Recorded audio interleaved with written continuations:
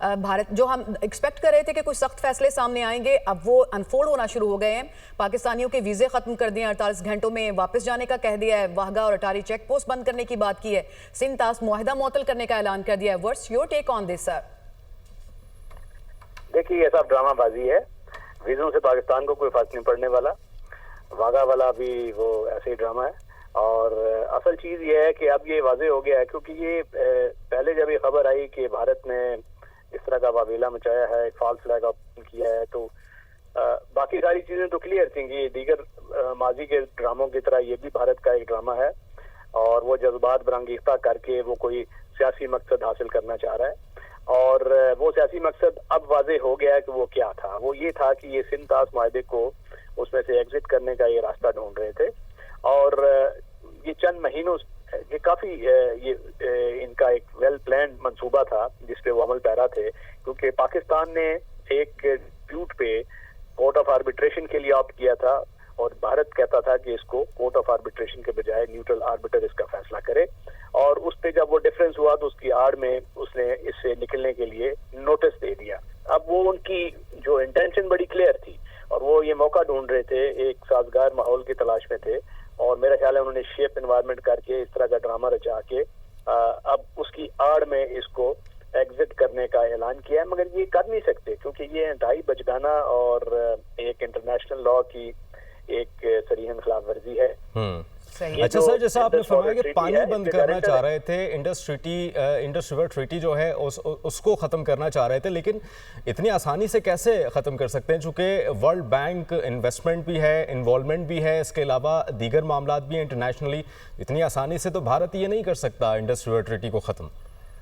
जी, वो बिल्कुल भारत नहीं कर सकता, क्योंकि इंडस वाटर ट्रीटी वगैरह आप गौर से पढ़ेंगे तो उसमें दीगर क्लाजेस के अलावा ये भी एक क्लाज है कि कोई मुल्क, इंडिया हो या पाकिस्तान हो, इस ट्रीटी में से यूनिलैटरली नहीं निकल सकता। और इस पे निकलने का एक ही रास्ता है, वो इस ट्रीटी का एक आर्टिकल है जिसके मुताबिक अगर कोई मुल्क, ये दोनों ममालिक इस पे रजामंद हों और उसके बाद कोई ऐसी नई ट्रीटी करें जिससे पानी का जो शेयर है उसको रेगुलेट किया जाए, तो फिर ये इस ट्रीटी को मंसूख किया जा सकता है। मगर जब तक कोई मुल्क राजी ना हो इसमें से निकलने का कोई रास्ता नहीं। ये गारंटर वर्ल्ड बैंक है इसका और उसने इसकी गारंटी दी हुई है।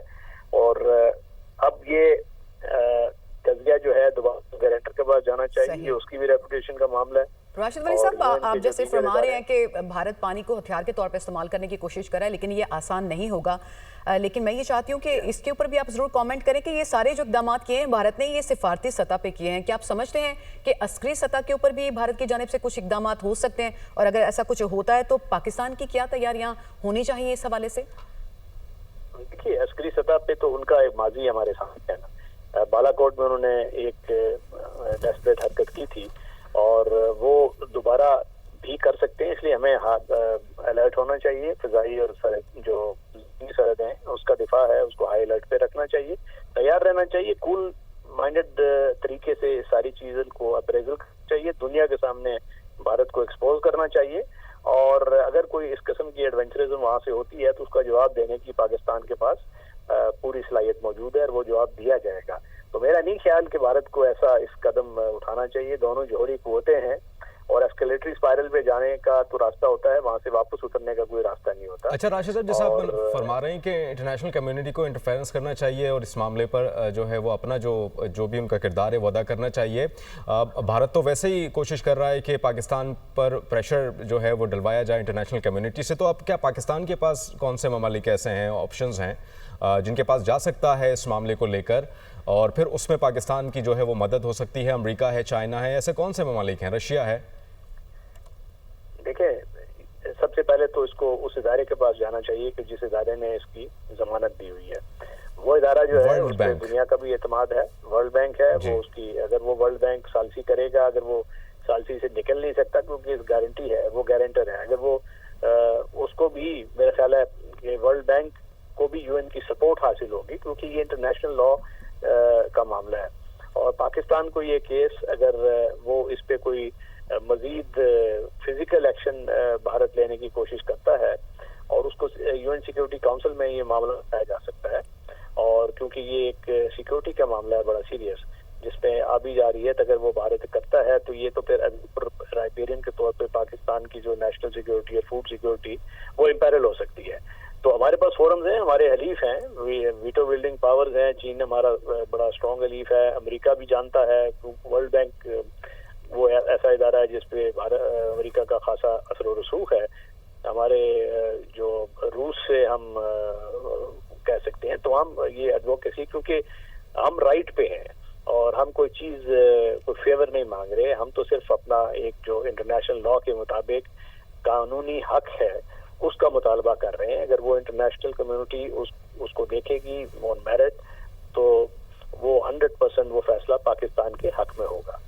ठीक है। अच्छा राशिद वली साहब, खुदा न खास्ता अगर कोई ऐसी सिचुएशन पैदा होती है, जिस भारत तो यही चाह रहा है कि जंग हो जाए, अस्करी सतह पर जो है कोई मामला तय हो जाए या फिर गोला बारूद से तय हो जाए, अगर इस तरह के मामलात होते हैं इंडिया और पाकिस्तान के दरमियान, तो ख़ित्ते में किस हद तक जो है वो अनस्टेबिलिटी आएगी, इंटरनेशनली किस तरह का इस पर जो है वो मनफी असर होगा, थोड़ा सा इस पर भी रोशनी डालिएगा।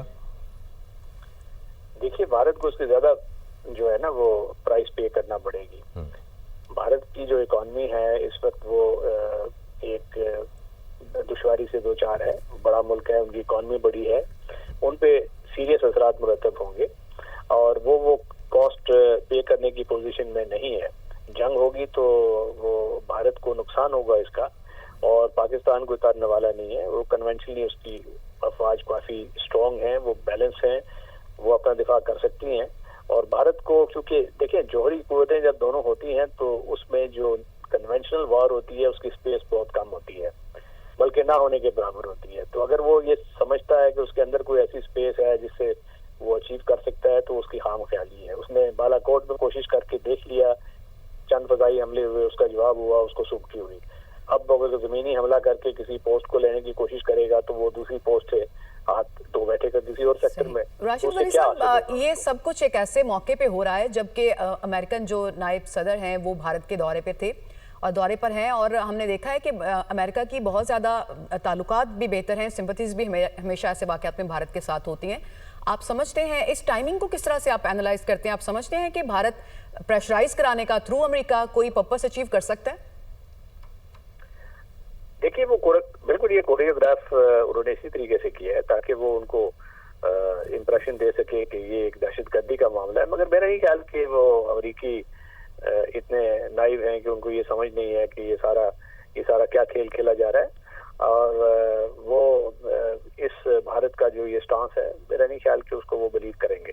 और इस तरीके से वो भारत ने अगर ये समझता है कि वो कोई फायदे हासिल कर लेगा, तो मेरा ख्याल में ऐसा नहीं होगा। बल्कि ये अगर ये एस्केलेशन होगी तो वो भारत को मजीद नुकसान होगा, क्योंकि अगर एक एडवाइजरी वेस्टर्न ममालिक की तरफ से चली गई तो ये जितनी इन्वेस्टमेंट है उस सबका इखराज होगा। ऑलरेडी उस पर टैरिफ की वो निगोशिएशन की नुकसान काफी हो रही है भारत को, और वो निगोशिएट करता फिर अमेरिका के साथ जो टैरिफ की टर्म्स हैं।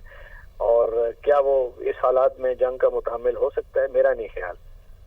सर, ये बात पॉसिबल है, मुमकिन है ऐसा कि 1 करोड़ आवाम के लिए 10 लाख फ़ौज वहाँ पर मौजूद है और चंद लोग आते हैं सरहद पार करके और 25 और 26 सयाहों को मार कर चले जाते हैं या वहीं पर ही मारे जाते हैं?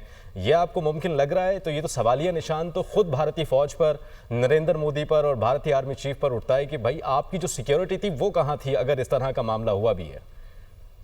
देखिए, एक्सटर्नलाइज तो हर चीज़ की जा सकती है ना। अभी जो बलूचिस्तान में भारत कर रहा है या जो केपी में उनकी प्रॉक्सी वॉरफेयर है, वो सबके सामने है। मगर पाकिस्तान ने कभी ये भारत पे इस तरीके का वो रवैया नहीं अपनाया, और हमने इंटरनली खुद अपने हालात उसको देखा है अपने थ्रेट्स की तरफ। अब भारत को पता है कि मकबूजा कश्मीर में क्या हालात हैं। वहाँ एक इलाके को वो अनेक्स कर चुके हैं बजोर ताकत, और आर्टिकल 370 की रेवोकेशन के बाद कश्मीरियों में एक बड़ा मनफी भारत के बारे में सेंटीमेंट पाया जाता है। उसके अंदर से ये रेजिस्टेंस है, और अंदर से ही एक TRF नामी कश्मीरी एंटिटी ने इसकी जिम्मेवारी भी कबूल कर ली है। तो वो उनको अंदर देखना चाहिए, उनको बेनकाब करें, और उनको बजाय इसके कि ये एक ड्रामा रचा के गलत उस पे जो असल हकीकत है उससे पर्दापोशी करके हर चीज पाकिस्तान की तरफ निकली जाए, तो ये ना दुनिया मानेगी ना वो कश्मीरी मानेंगे।